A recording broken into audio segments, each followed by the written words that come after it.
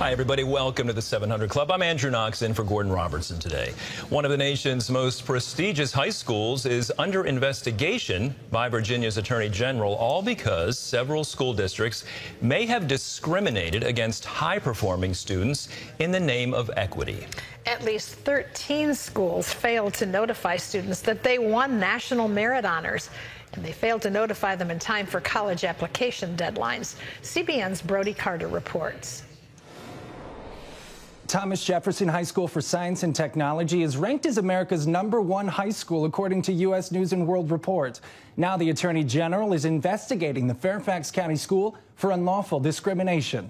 We know that the admissions went from Thomas Jefferson being about 73% Asian American down to 50%, 50-some percent. So it was close to a 20-point drop. Instead of academic performance, Attorney General Jason Mayeres is looking into whether an equity-based admissions policy by Fairfax County Schools means Thomas Jefferson is guilty of violating the state's anti-discrimination statute. He notes that the Fairfax Public Schools superintendent paid an equity consultant $455,000 for 9 months' work.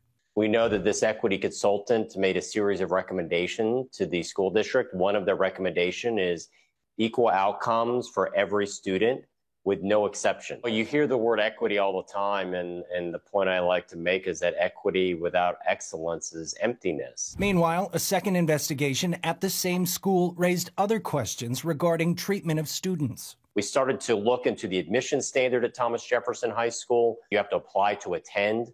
And then the national merit issue popped up. That issue being at least 13 Virginia schools failing to notify students of their national merit scholarship status in time for college application season. The award honors the top 3% of students nationwide with scholarship opportunities. Mayeres now expanding the investigation to determine if the schools withheld the information from students because of their ethnic background. It is two branches of the same tree. We're looking at the admission standards at Thomas Jefferson High School, which is a governor's school you have to apply to attend. And then we're also looking at what was the reasoning why you had this systemic problem of failure to recognize all of these National Merit Award winners, over 70% of which were Asian American. Were you deciding not to do that because of their racial or ethnic background? My initial thought was, did you find out about this like months ago and just didn't tell your mom? Because he's a 16-year-old kid. Shana Yashar says her son is one of those students notified more than a month after the awards went to Thomas Jefferson. The school's director of student services tried to explain why. He told me that they were holding on to them so that they could hand them out at a discrete time so as to not hurt the feelings of the kids that did not receive the award. This delay could cause Shauna's son and more than 1,000 students at those schools to miss deadlines for adding the recognition to their early college and scholarship applications. We know that by a rough count, over 1,000 students have been affected. We're trying to determine how many years this has been going on. The Attorney General plans to update the public with additional information as the investigation presses forward.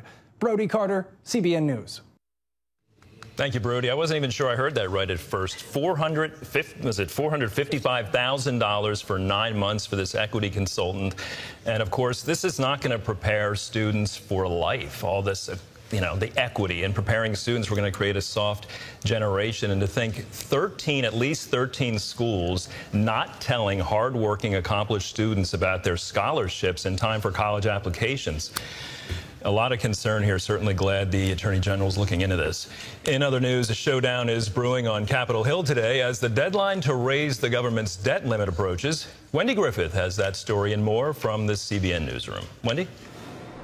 Andrew, earlier this week, Treasury Secretary Janet Yellen predicted we'd hit the debt ceiling today, meaning the government can't borrow more money to pay its bills.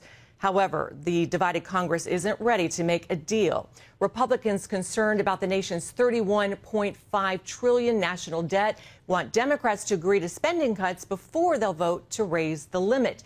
The White House says the debt limit needs to be raised without negotiations.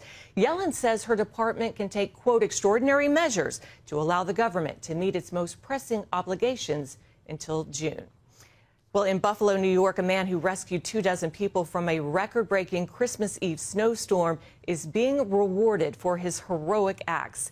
The Buffalo Bills organization and Blue Cross Blue Shield presented Jay Withey with 2 tickets to the 2023 Super Bowl. Retired running back Thurman Thomas told him, "You're our hero." Withey broke a window at a nearby school to give trapped motorists, including several senior citizens, shelter from the high winds and deadly cold.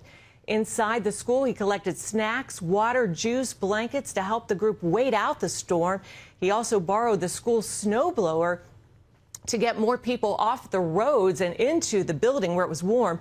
The school did not press charges or even accept payment for the broken window, which I think is phenomenal. So what a hero. Probably saved some lives, and now they have a great story to tell. Andrew? Absolutely, Wendy. And he might be able to see his hometown Bills in the Super Bowl. Never know. I mean, what a great story. People, everyday people being heroes. And just he made an incredible impact on people in that disaster. And again, might be able to see his hometown squad in the Super Bowl. Terry, I'm sorry, your Packers will not have a shot as they are out of it. But as we say in Green Bay, there's always next year. Of course. NFC East coming up big. You got the Eagles, Giants, Cowboys still active.